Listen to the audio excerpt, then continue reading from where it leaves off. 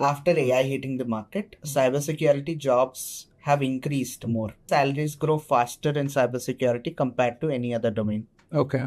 And in fact, if you see in entire IT department, there are many people involved, but none of the IT employee can directly reach out to a founder or CISO.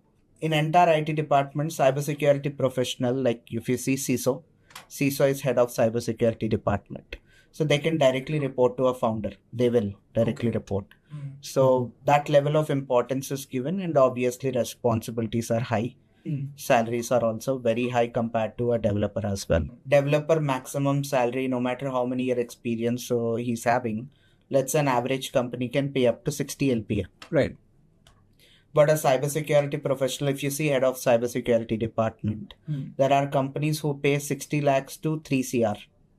Oh, in India? In India. I worked with few companies in Bangalore as well, simultaneously with IIM Bangalore incubated companies and all.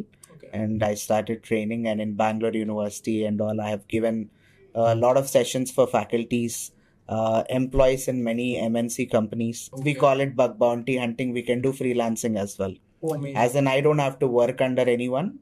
There are many platforms where we can find millions of projects. MNCs like Apple, Google. Apple pays up to $1.5 million. Oh, wow. Depending on the criticality. MNCs like Apple, Google. Apple pays up to $1.5 million. Oh, wow. Depending on the criticality. Initially, while I'm hiring itself, I need to hire someone with some fundamental knowledge, intermediate level knowledge on different paths. To which point we want to learn, this is something which we can't answer, because the more you learn, the better it is for you. At one point, at times I do to rely on self-study, but even right now, if I want to upgrade, I do take up certain trainings. The reason is, it is much faster than, we picking up each and every topic, and we don't even know, how do we get to that point. We have to keep on searching in internet. There are many people in cybersecurity from non-tech background. So if you ask me, will cybersecurity, give opportunities for people outside technical graduates, then yes.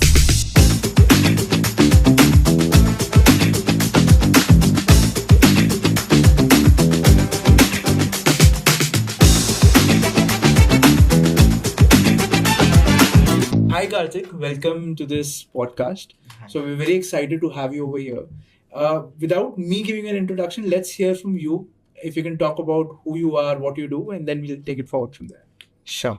So my name is Karthik, and so basically I'm founder of ER Segment Solutions. So we are a cybersecurity firm, and we basically work with multiple organizations. We provide security solutions. And also we work with crime departments, and also we have some clients in US. So we do everything. It's a core cybersecurity firm which we are running right now. Right. And with that, you also train people on cybersecurity. If you can talk a little bit about that as well. Yeah. So when it comes to training, I started since when I was in my BTech. Wow. When I was, in my third year BTech, I started. And since with lntellipaat, I've been associated, I guess, since 2021, I guess. Okay. I'm 2019 pass out. And from 2018 or so, I've been training, and I worked with few companies in Bangalore as well, simultaneously with IIM Bangalore incubated companies and all. Okay. And I started training, and in Bangalore University and all, I have given a lot of sessions for faculties, employees in many MNC companies, even through lntellipaat. I guess I have trained HCL, Wipro, some companies. Wow. I've given for training for employees in cybersecurity. Wow, I mean, like you said, you passed out in 2019. Yeah. And what you've done, I think, is too much for a normal human to do. So we'll get into that, how you got this interest, how you started.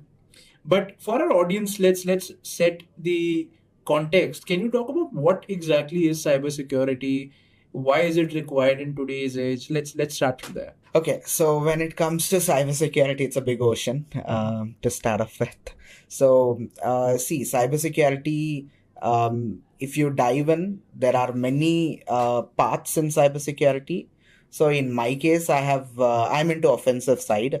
Cybersecurity also have defensive side of cybersecurity management side. So when you say there are- offensive, what do you mean exactly? So offensive as in we legally break into a network or system or application or a Wi-Fi network or a web, anything. So when you say basically, legally, like, what do you mean by that? we call it, it's called ethical hacking. Okay. We also call it penetration testing. So I'm a pen tester. So basically what we do is, before hacker finding the flaw, we find it and report it.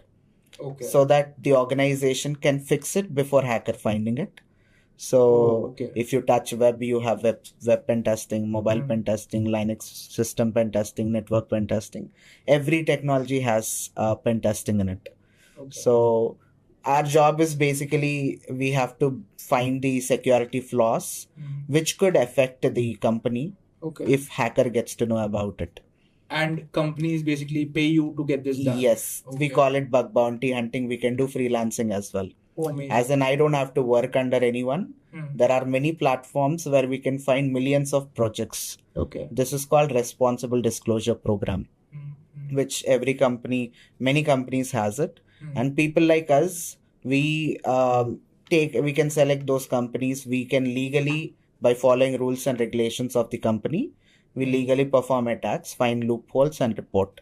Okay. So I started my journey that way. In bug bounty.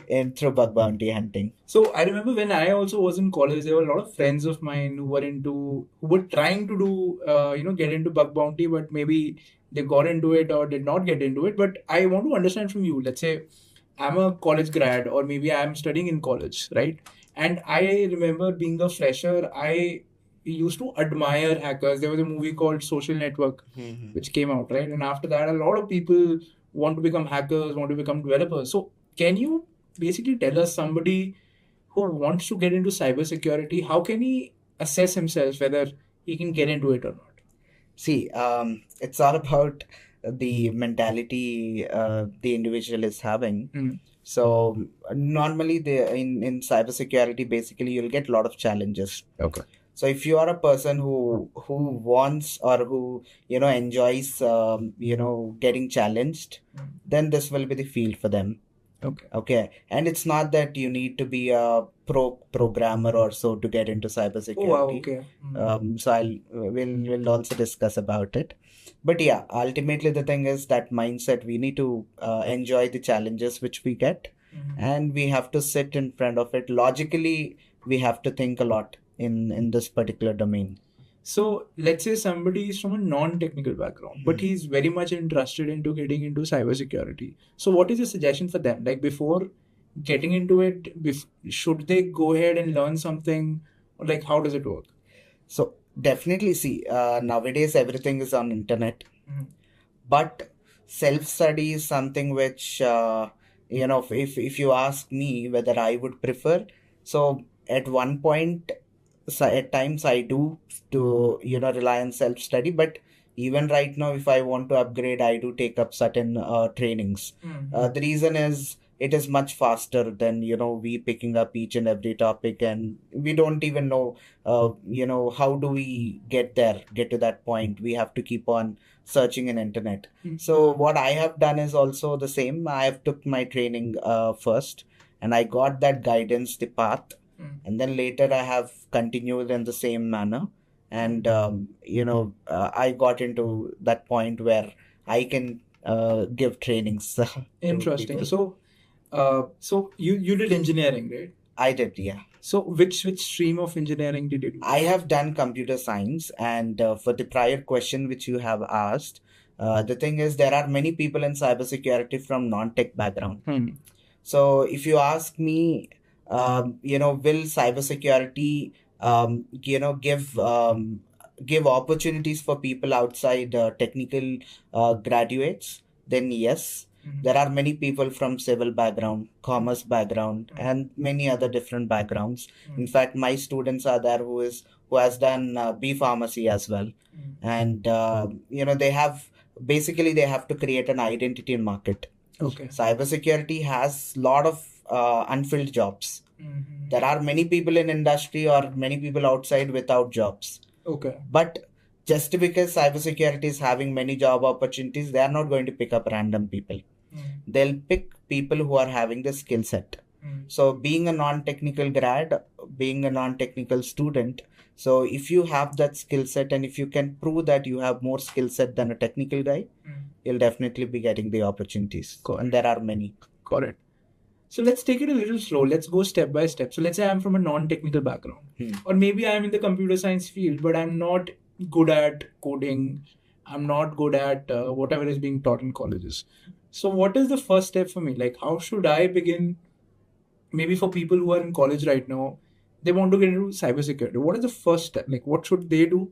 So that I understand eventually you will have to take a course.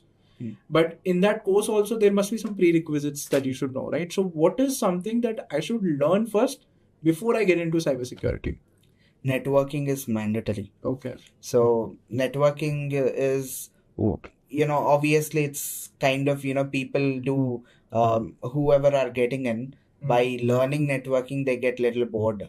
Right. Because it's not that interesting and maybe it's kind of dry. When I remember, because I also did computer science from my college, there was very less practical oriented things in computer networks, right? Maybe you had a different course.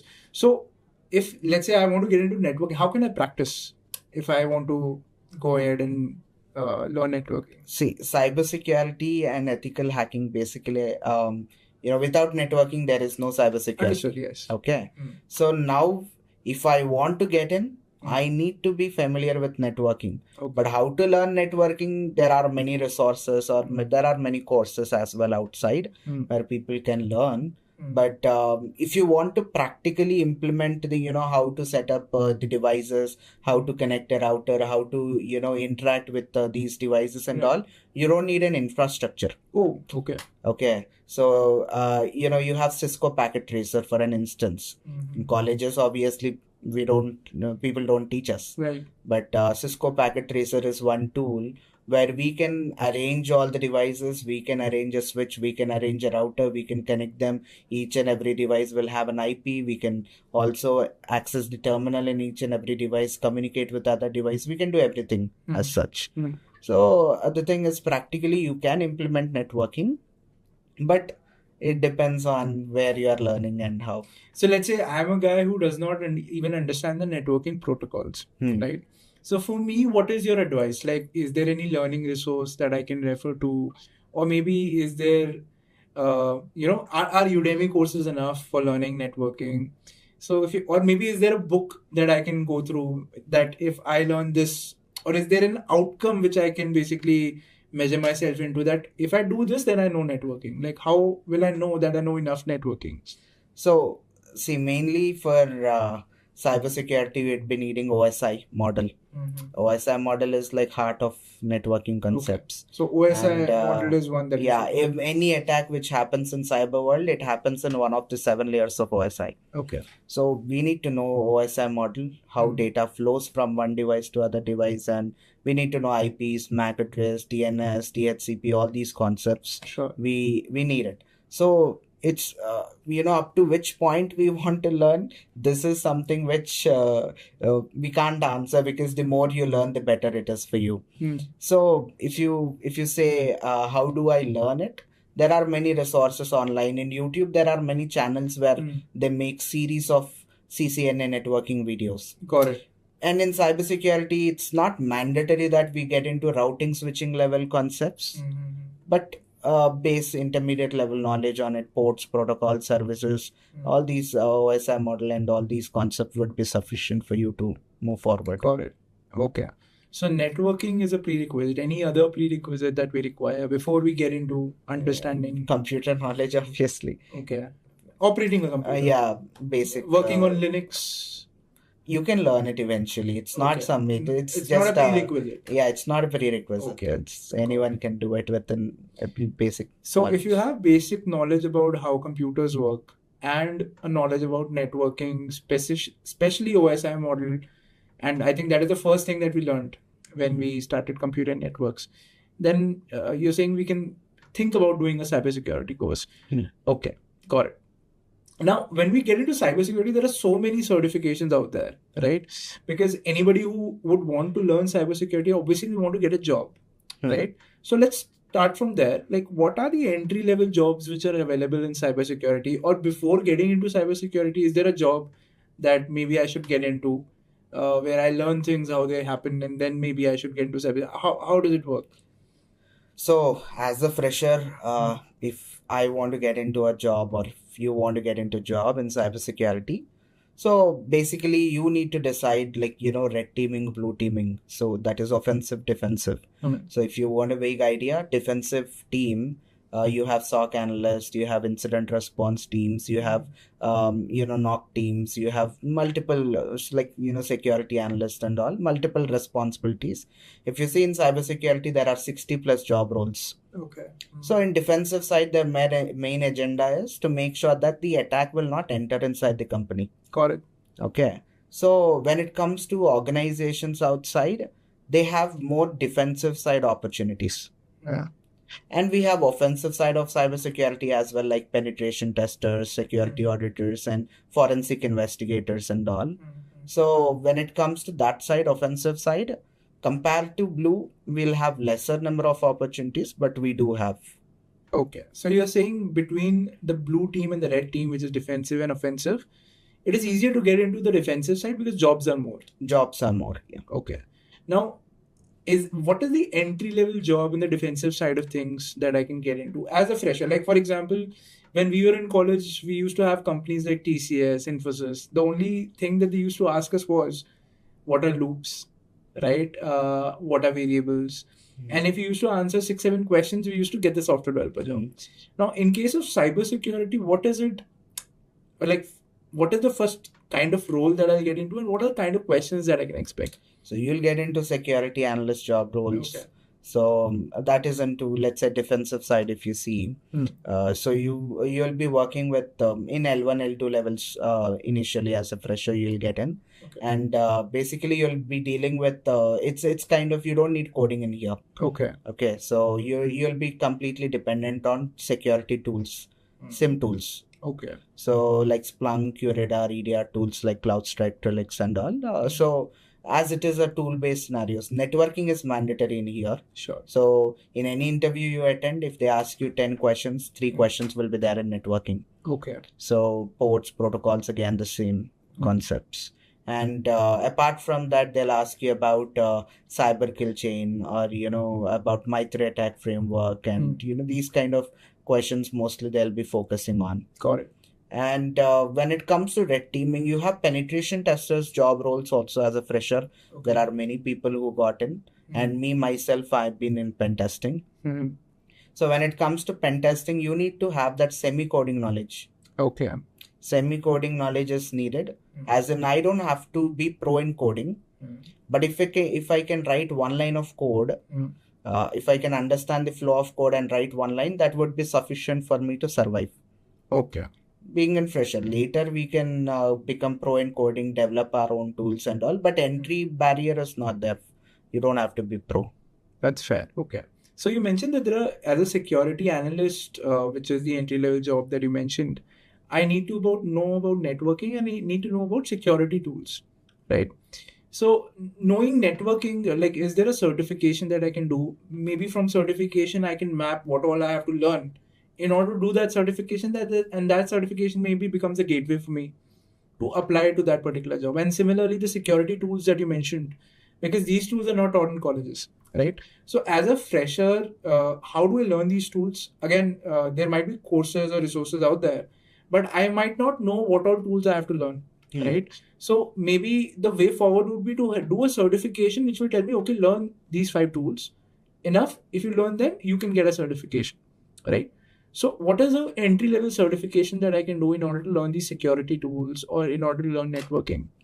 So when it comes to entry-level certification, so either in blue team or red team, companies ask for CEH, from EC Council, CEH, Certified Ethical Hacker. Sure. So basically, why in CEH you'll be not learning these SIM tools, but it's an entry-level certification which companies ask for, even blue team. Okay. So the reason behind that is There are other bodies also, ComShare, Security Plus, Network Plus is there. So it depends on like people which certification they prefer. But there are companies who ask for, let's say, CEH. So why did CEH become globally, acknowledged by many companies is because it has, let's say, 20 modules in it. Cybersecurity, as I told, it's a big ocean. There are many paths. If you touch network security, mobile security, or IoT security, cloud security, there are many paths. So CEH will give you some basic to intermediate level knowledge on multiple paths. Got it. Okay, the scenario is, let's say I have my own company. I got a requirement from a client saying that, boss, I need a web pen testing project to be done. So let's say I need manpower to do the project. So I'll hire someone, and these people will come in, and project will be done within 2 weeks, 3 weeks, or 1 month. So after the project is done, I'll get another client who requirement is network security. Right. I have hired for web security. They don't have knowledge on network security, means I need to train them from scratch, and I have to assign them the project. Right. Which is, I need to pay them salary also for training. So it will be a burden for the organization. Right. So initially, while I'm hiring itself, I need to hire someone with some fundamental knowledge, intermediate level knowledge on different paths. Okay. So that employee will be able to adapt to my requirement. Yeah. So that is why this CEH is designed in such way where it gives you some basic to intermediate level knowledge on multiple paths. Employee adaptability increases. Cool. That's kind of foundation. So as a technical guy, I can definitely get into CEH. But what if I am from the non-technical field? Can I straight away get into CEH, or I have to learn something? See, technical or non-technical, the certifications they look into is the same standards. So people, there are people who do CCNA also, networking certification, but it's not mandate. But if you do, it's an additional advantage. So being in a fresher, okay, how do you create an identity in market is what makes more weightage. So basically, certifications are not just a way to create your identity in market. So there are many other ways in cybersecurity compared to other domains where you can create that identity. So what are those ways exactly then? Okay. So if you ask me how I started off, how I created my identity.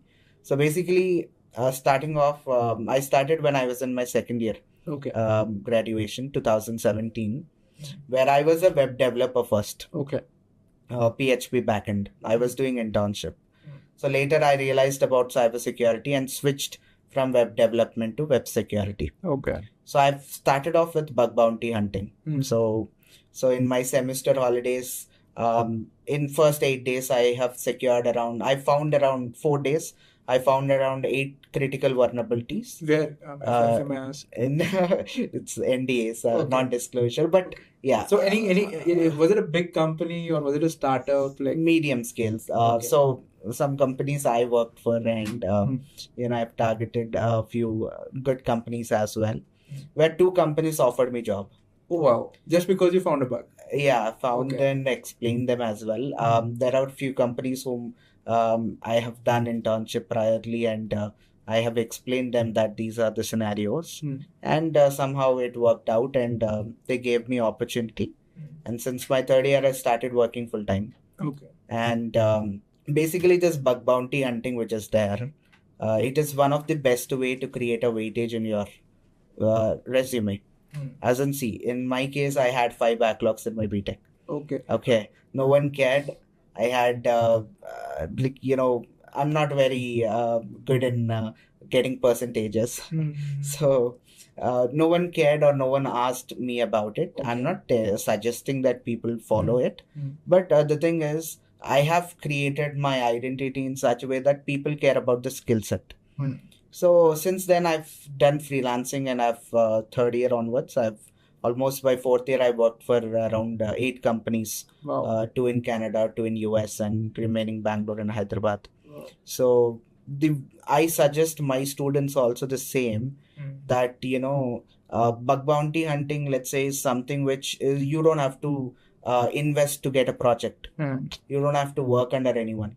Being a student, if you can invest around 2 hours, 3 hours per day and select a project and start working on it, finding security flaws, Then, eventually, let's say at the end of fourth year or at the end of your graduation, if you have it in your resume that you have secured 50 companies or 100 companies, no recruiter will have dared to reject your resume.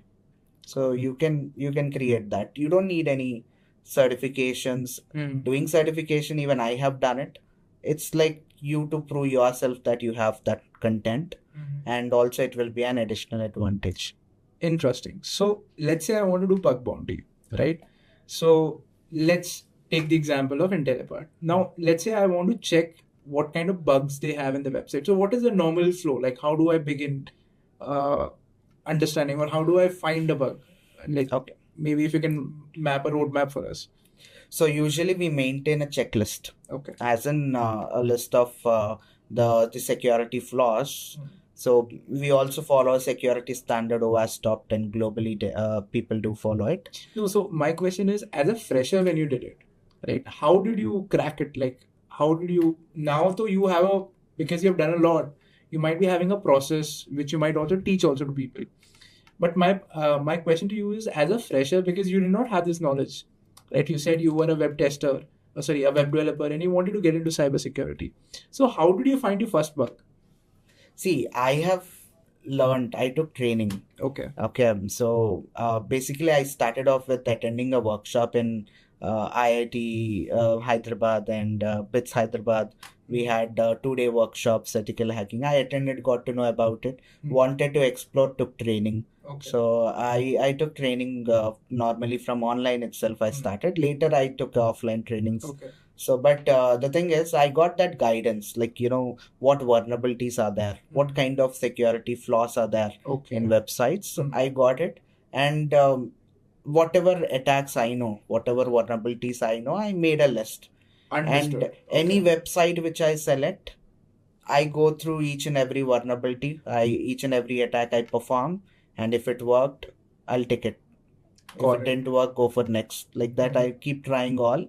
So whichever vulnerabilities worked out, I make a report and report it to the concerned organization. Amazing. Okay. So it's not try and error. It's basically you have a list, you have a certain process or certain attacks that you know that these are some basic vulnerabilities that most of the websites have. You do that. And from there, you start and go. Yeah, OWASP top 10 standards, which I was telling about.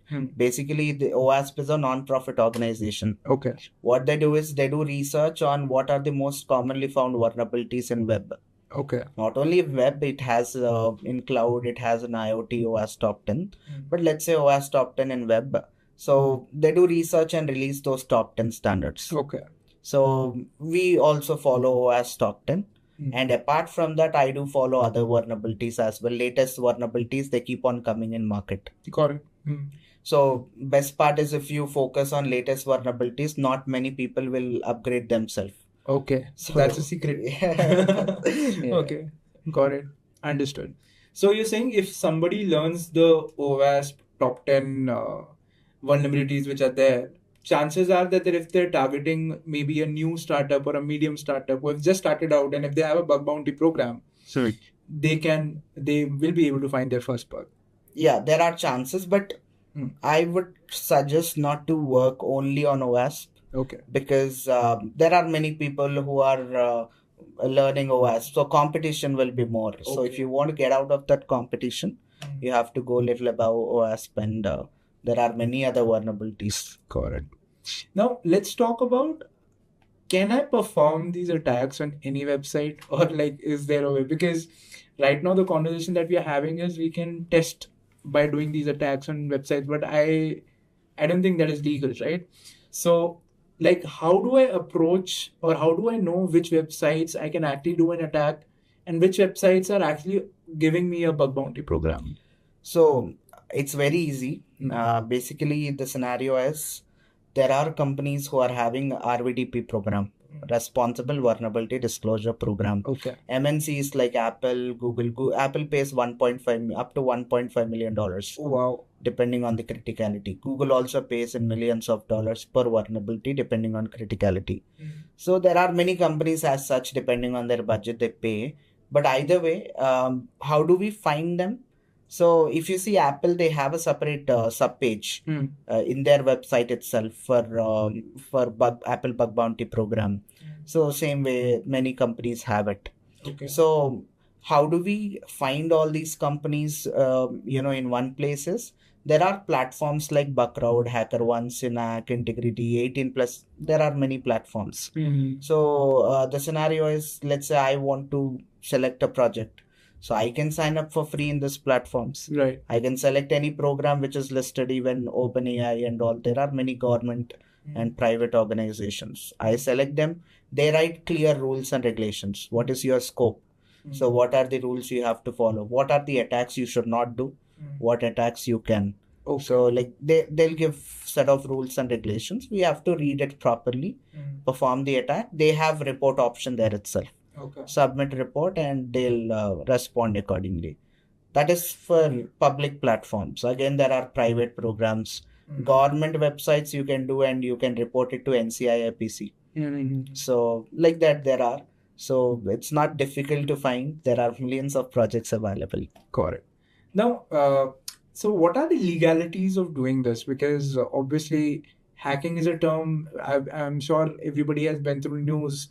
There was a so Julian Assange was there, who got arrested because he did some hacking. So we don't want our audience to do that, right? So how can someone ethically do hacking, and how do, let's say for example, we spoke about maybe learning the 10 vulnerabilities which are there, right?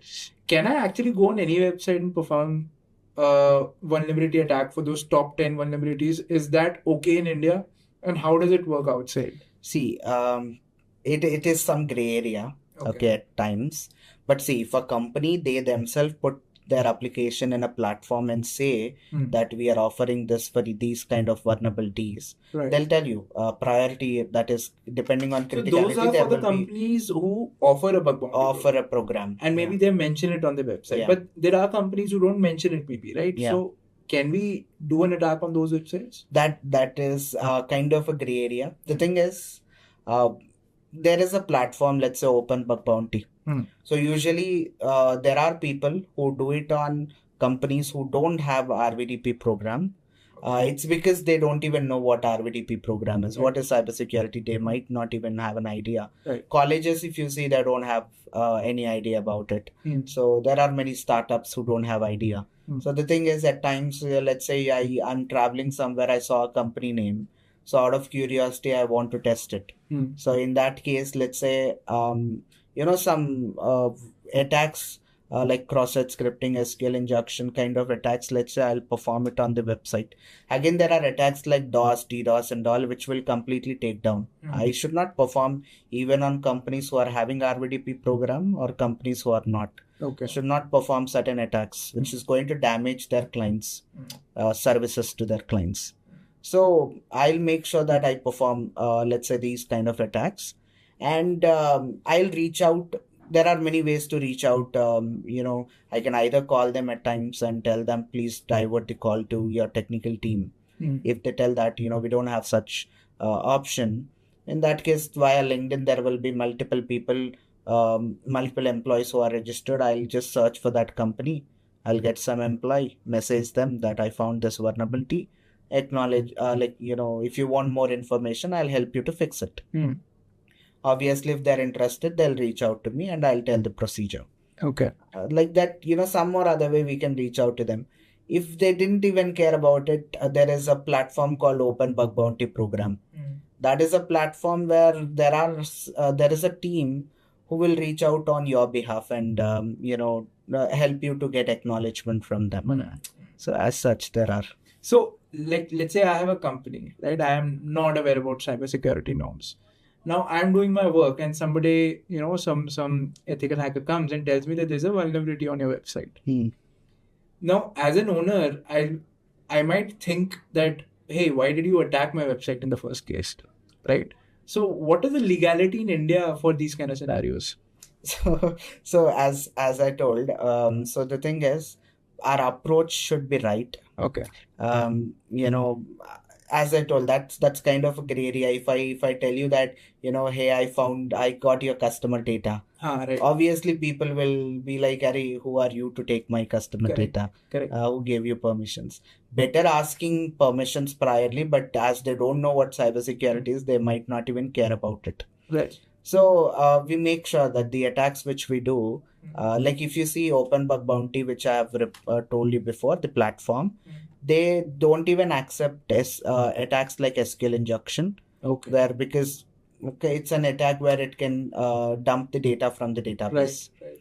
So we don't want to perform any attacks which is going to extract their sensitive data. But we'll perform attacks like, let's say, cross-site scripting and all, show them that you are allowing outsider to execute their code in your website, and we are not stealing any sensitive data or so. Well, we'll report. The approach, how do you approach, should be different. So I think now let's talk about cybersecurity careers, right? So I understood you explained us very well how we can get into cybersecurity. Now, once I get into cybersecurity, what is the kind of salary that I can expect as a fresher? Okay, so when it comes to cybersecurity professional salaries, as a fresher, you can't expect as a fresher high salaries, but any other IT employee, whatever their average salaries, even cybersecurity, the same. Okay. So you can start off with somewhere around 3.54 or 4.5. So if you are directly from college and if you have a good college, then there are colleges which gets 12 LPA or 13 LPA also, depends on the college reputation. But as a fresher, like any other IT employee, you'll be getting the average same package. But eventually salaries grow faster in cybersecurity compared to any other domain. Okay. And in fact, if you see in entire IT department, there are many people involved, but none of the IT employee can directly reach out to a founder or CISO, right? Founder or stakeholders or CEO of a company. So they are in top level. So in MNCs I'm talking about. So in entire IT department, cybersecurity professional, like if you see CISO is head of cybersecurity department. So they can directly report to a founder. They will directly report. So that level of importance is given, and obviously responsibilities are high. Salaries are also very high compared to a developer as well. Got it. So somebody who's a lateral guy who wants to get into cybersecurity, let's say somebody who's a software developer or somebody who's a network engineer who has spent 4-5 years in the industry, right? Maybe there are 10 to 12 LPA right now. So if they make a switch to cybersecurity, can they expect the same amount of salary or maybe a hike, or like how does it work? So see, when it comes to there are few questions from students as well that people want to shift to cybersecurity. They have some experience. So here the scenario is, let's say cybersecurity networking is anyways needed. By now we know. So if you worked in some networking domain or some domain which is relevant to cybersecurity, let's say you worked around 2 years in networking, so they'll consider at least 50% of experience, like 1 year they'll consider. So that way you can shift into cybersecurity, but not a whole experience would be considered, but at least 50% will be taken. So somebody who's a lateral hire, can they expect around 10 to 12 LPA as a starting? Like, let's say I'm a network engineer. Maybe I've done CCNA, right? I get into cybersecurity. Maybe I was earning around 10 to 12 LPA or 14 LPA. So with this experience, and maybe I've done a cybersecurity course, maybe I did the C8 certification or any other certification, can I expect the same salary, or will there be a dip in my salary which I... Possibilities are there. Okay. One scenario is there are few people who in the similar case in their same company they get an opportunity to shift by doing this certifications IGPs, and all. So in that case the same salaries maximum cases will continue. But from that company, if they are moving out to other company, so you have to prove a little bit your skill set, and the chances will be there. But it depends on the skill set. If you can prove that you have you are eligible to get that kind of package with the knowledge you are having, then definitely that people do give. So you're saying eventually maybe you might have to go to because we also have people who may come from a non-tech domain. Let's say somebody's in pre-sales, right? Or somebody's doing an entirely non-technical job and they're not happy with the job. And maybe the package that they're getting is around 20, 25. So they will have to take a dip is what you're saying when they're starting off in cybersecurity. Yes. But eventually you're saying if they do their certifications, if they're able to prove themselves in the company, the growth is there. Yeah. So what is the maximum salary that somebody can expect in the cybersecurity domain?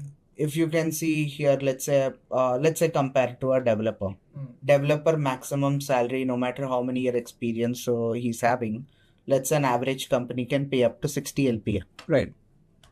But a cybersecurity professional, if you see head of cybersecurity department, there are companies who pay 60 lakhs to 3 CR.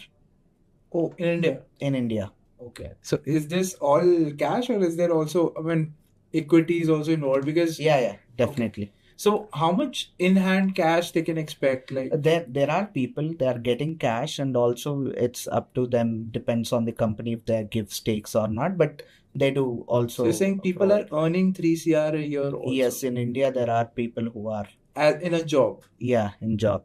Oh, okay. That's really interesting, and I think even people then I think that's why it's a lucrative career as well, but it comes with its onus of learning a lot. Like you're saying, you run a company which is in cybersecurity, we're still learning today, right? Okay. Now, let's say somebody gets into cybersecurity, they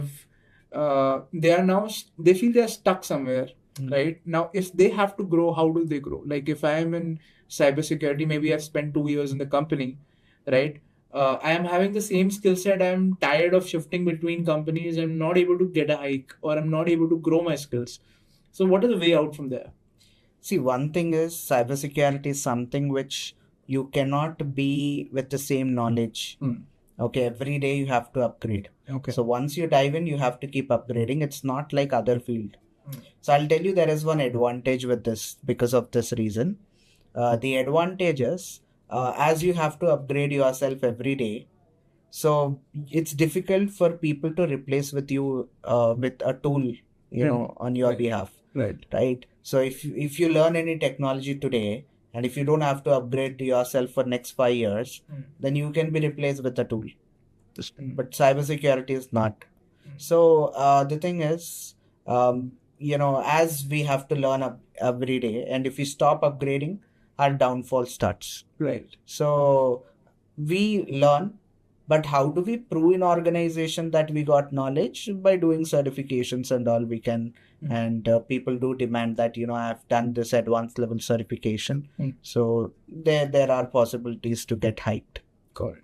So one certification that we talked about extensively was CEH, which is maybe targeted as to people who want to get into cybersecurity.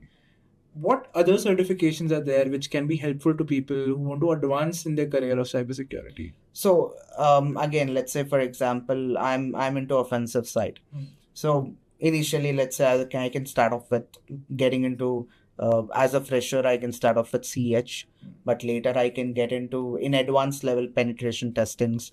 I can get into CPENT, OSCP, EJPT, PNPT, like that. There are that cadre certifications. So I can go for it. So basically, if you see OSCP, it is a 48-hour exam. Oh, okay. As in 24 hours, first 24 hours, they'll give us, we have to crack 5 machines they'll give us, we have to crack it, and next 24 hours, we have to document it. So the thing is, there are such kind of certifications.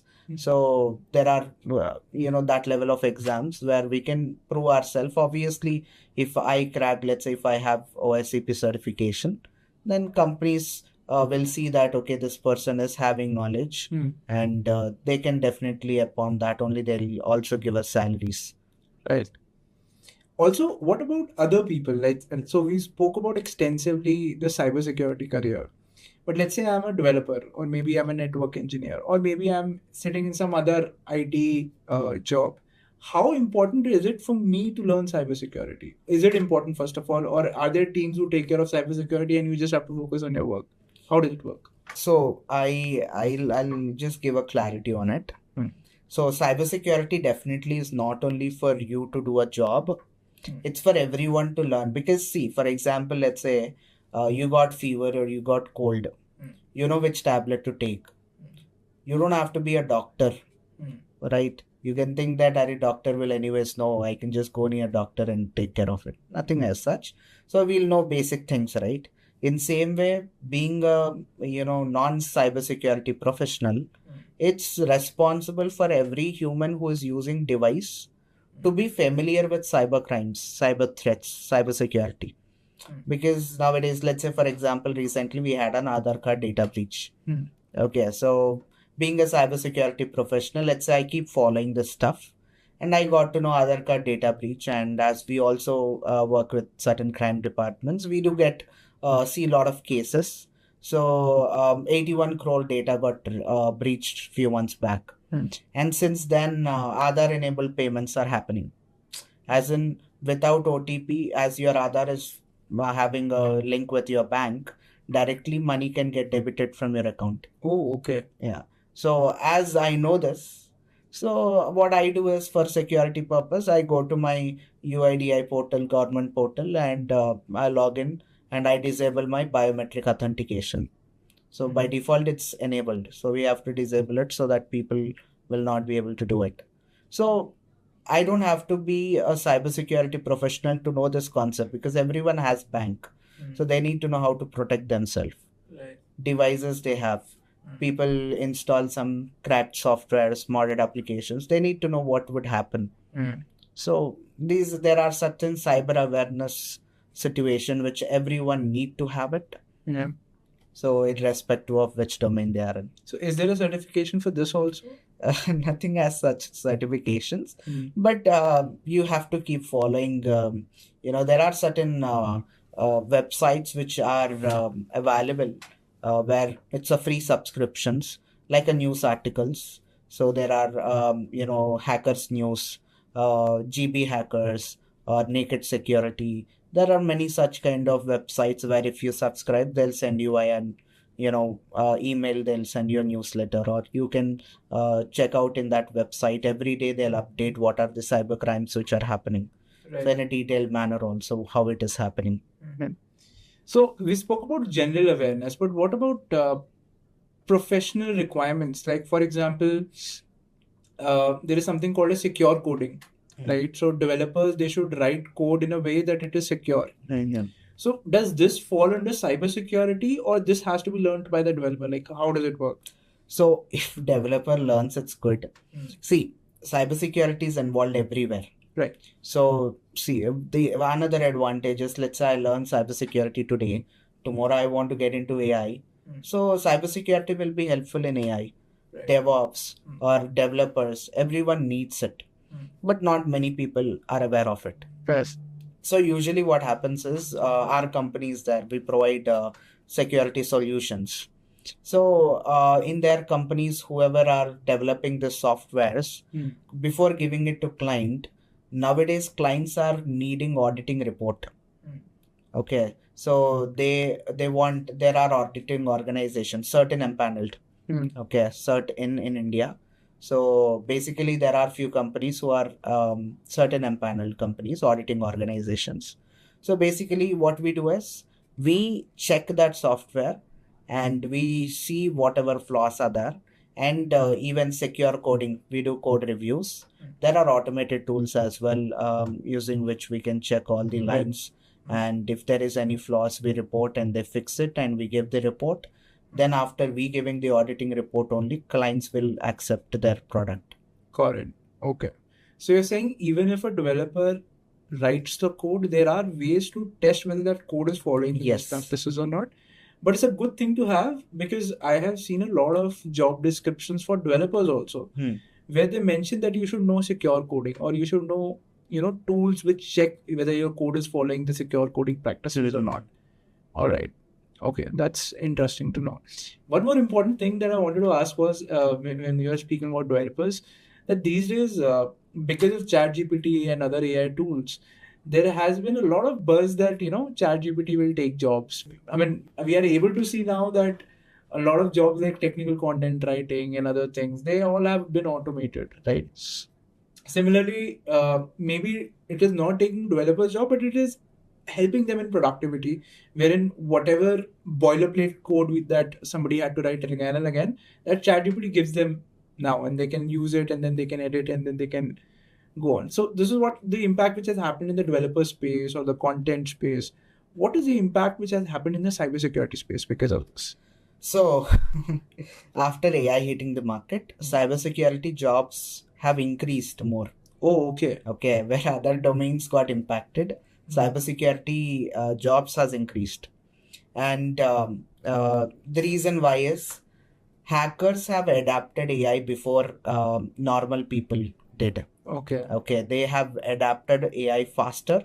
So, in a simple note, like even if you see ChatGPT create an interview, an interviewer will ask, "Aren't you afraid of what you have created?" So he told that, if I say I'm not afraid, I'm wrong.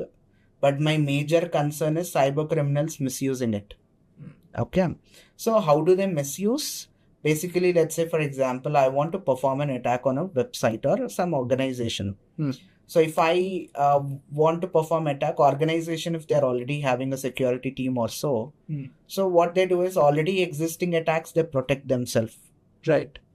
But if I want to create my own attack, so I need to have my own tool. I have to create. In order to create my own tool, I need coding knowledge. Right. But now people are asking AI to create a tool for them. So what is happening is it made easy for hackers to develop tools to, you tell ChatGPT to create a script for you or exploit for you, and it will write it down and exploit and give it to you. So it became easy for hackers nowadays to, one thing is to attack on companies because of AI. And apart from that, non-technical attacks, as in, I can video call someone with your face, deepfakes, right? I can audio call someone with the same voice if you want. I can train an AI with same voice. So it's with your number I can call your, anyone I can call, phone spoofings. So it became easy for me to convince people that I am you and scam them. Right. So AI has made it very easy for people nowadays.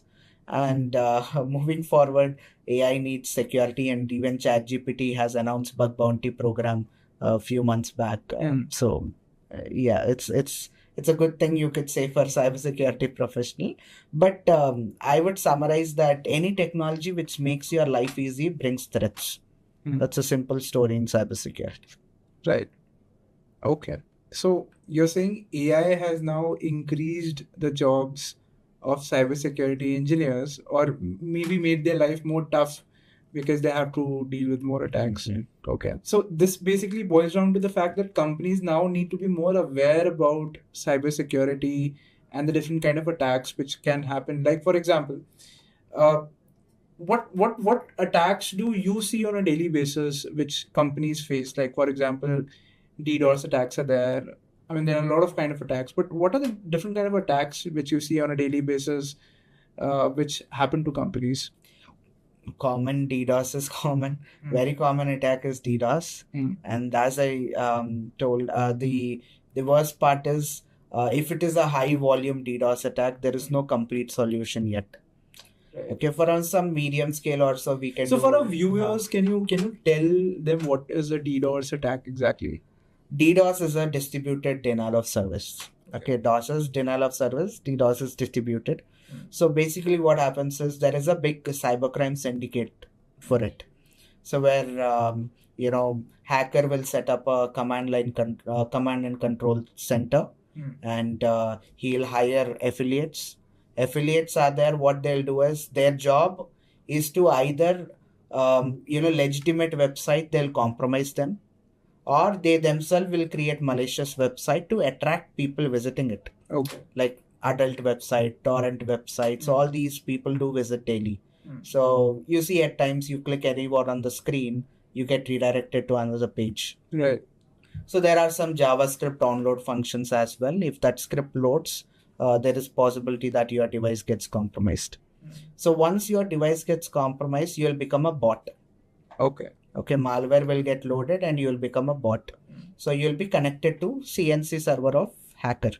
So like you, there are millions of people across globe who visit these websites. So all these millions of devices are compromised. They become zombies or botnets, we call them. So whenever hacker gets this job, like, probably some company might hire them, a group of hackers, and tell them that I want this website to be down from 9 p.m. to 10 p.m. Okay. So the hacker will send a command. All these devices, millions of devices, will start sending, requests to that website. So even you or me, without knowing, our device might also keep sending requests. So it's difficult for the organization to identify which one is legitimate traffic. Okay. So even if one request goes from each device, there are millions of devices, millions of requests hit at a time.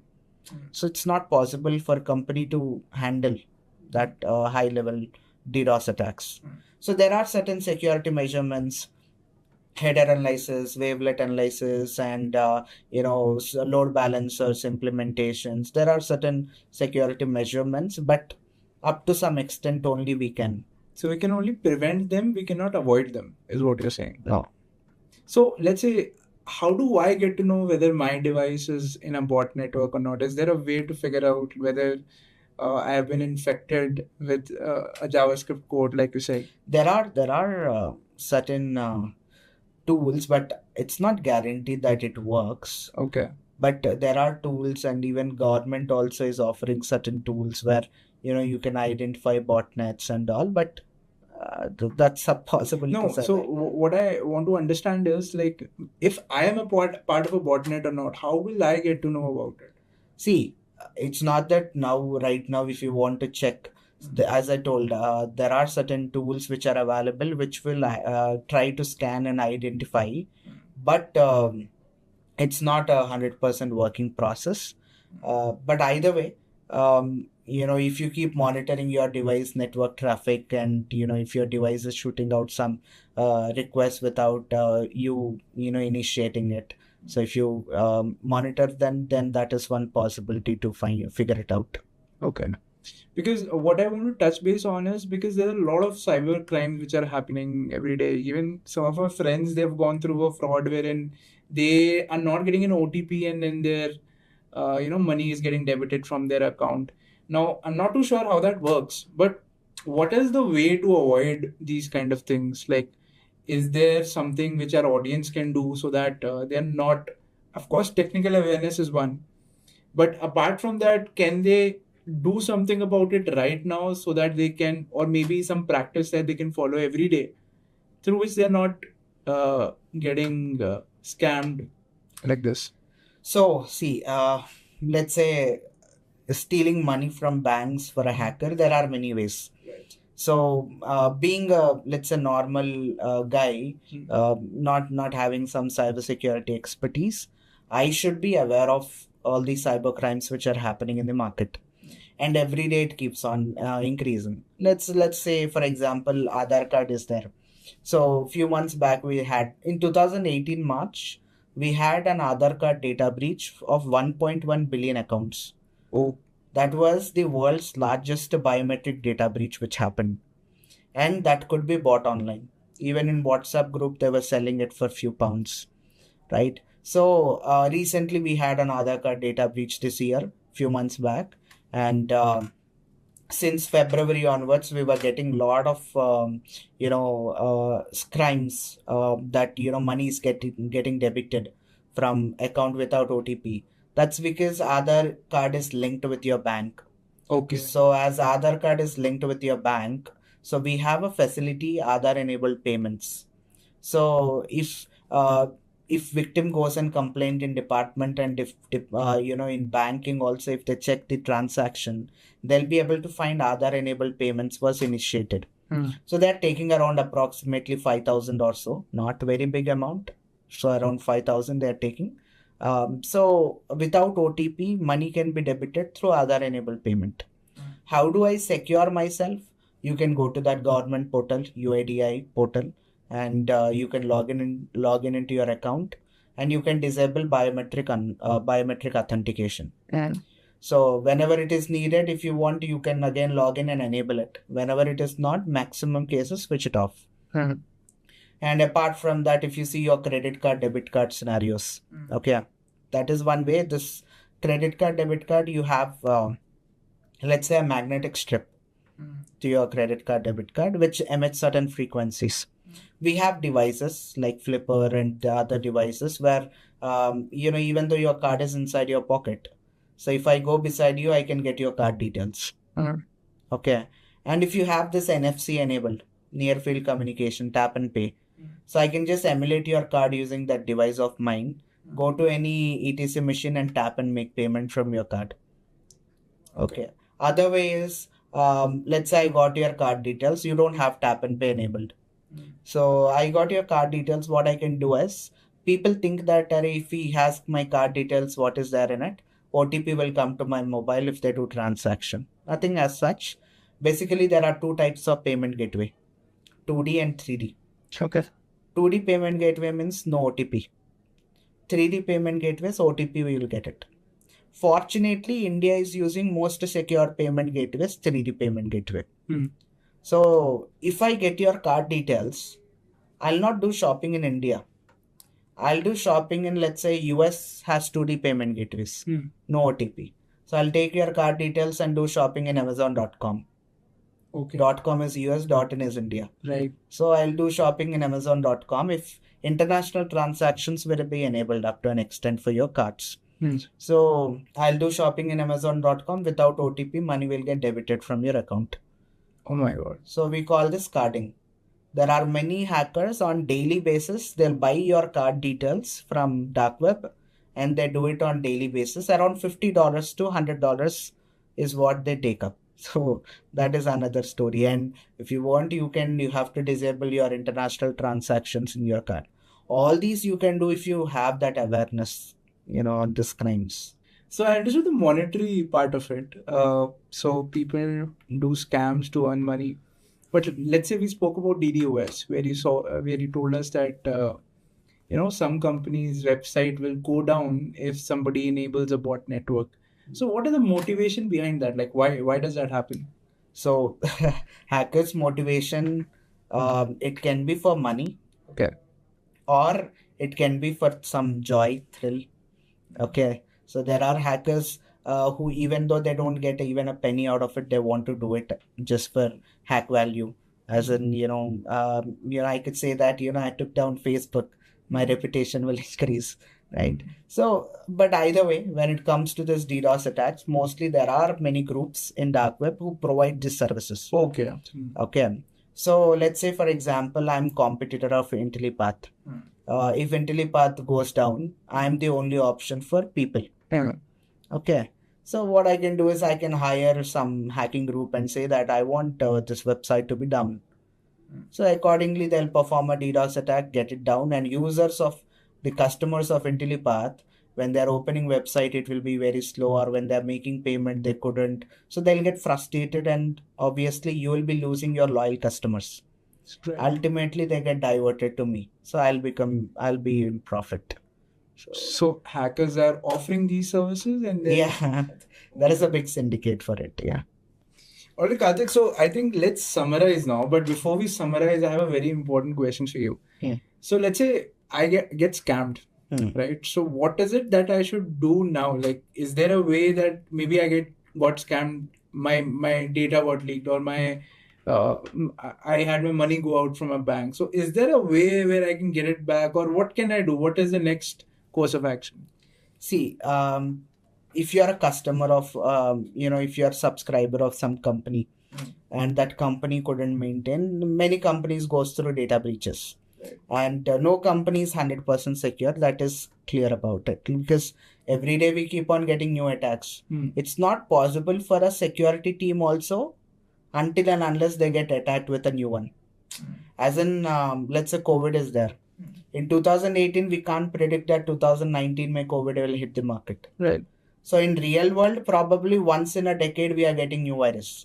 Cyber world, we are getting it every day, every week, every month.